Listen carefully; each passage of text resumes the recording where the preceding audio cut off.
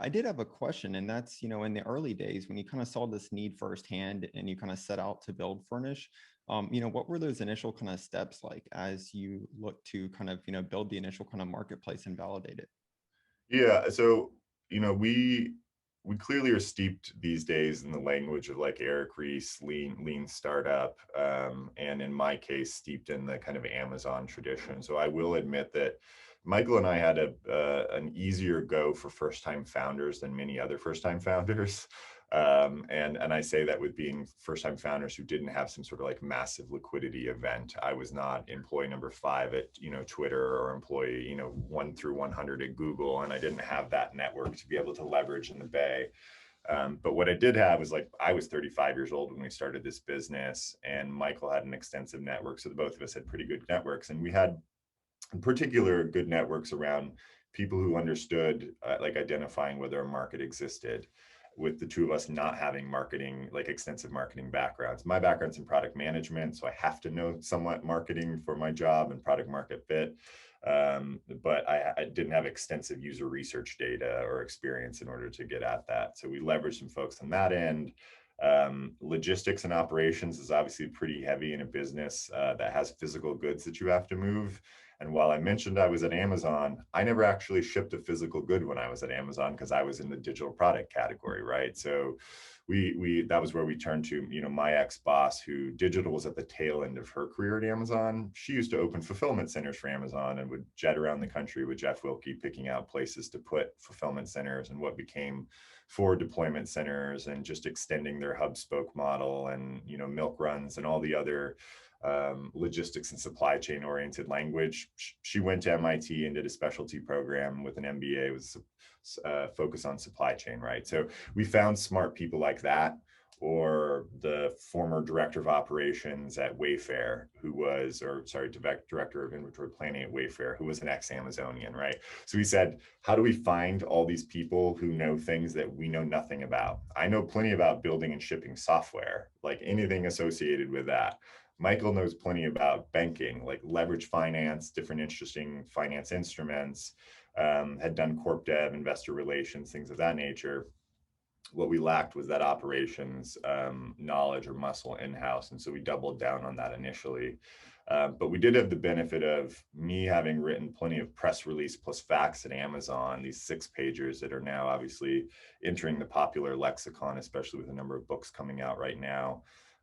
And use that press release to pitch a vision to a number of investors who said, I get it. Like, just like all of us on this call, it resonated. If anyone, didn't own your home, it was something you probably did sometime relatively recently, because we looked into research.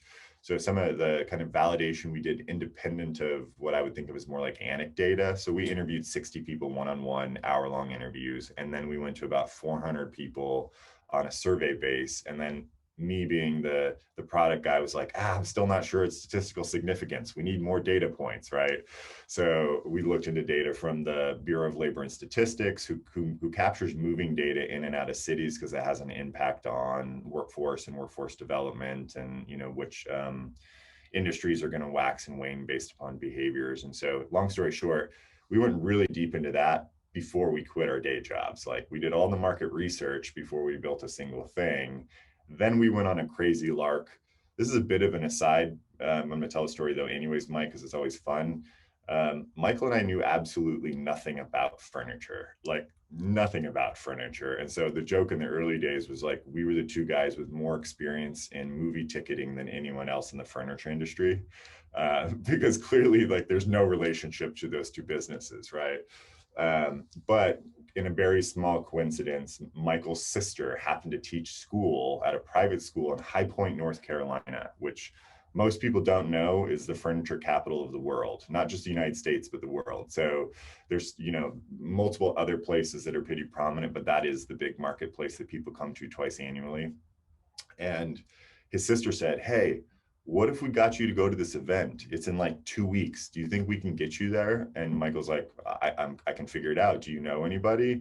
Turns out the chairman of the event is their student goes to her school. So we work our way in. Michael goes in with 3 separate badges. He's a vendor, He's a speaker. I think he basically had every badge possible because of the relationship with his chairman. And he just managed to bounce his way between all of these events, gleaning all the information he could, telling people, oh yeah, we have this company called Fernished, which at the time it had ED at the end of it.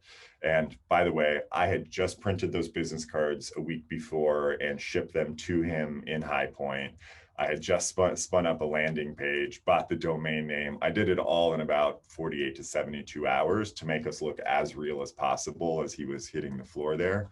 And we managed to close deals with 3 or 4 suppliers who we still work with today. And that was October of 2017 that he did that, which is pretty fascinating. So the fake it till you make it story, we definitely embrace the fake it till you make it. With the interesting also being I was at yet another conference in real time for a completely other business, calling Michael every couple of hours to say, how's it going? What did you learn? What do we need to take back, to talk to other folks? Is there anything we need to adjust for your next pitch in like an hour and a half?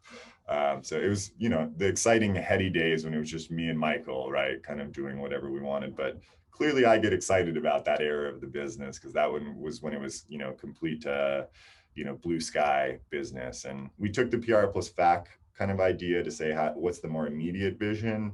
And then the other thing I talk about with entrepreneurs, and I don't know how many of the folks on the call are like either entrepreneurs themselves or aspiring entrepreneurs, but we also took the kind of Brian Chesky Airbnb 11-star model and said, if what, just getting furniture in the door is 1 star, what is 2 stars, 3 stars, all the way up to 11. And that somewhat sets the tone for where our business potentially could go for the next 10 years, 11 years, 15 years, if you want to use Airbnb as a model, right? They're continuing to extend the things that they're doing, a lot of which is probably referenced in their original 11-star doc.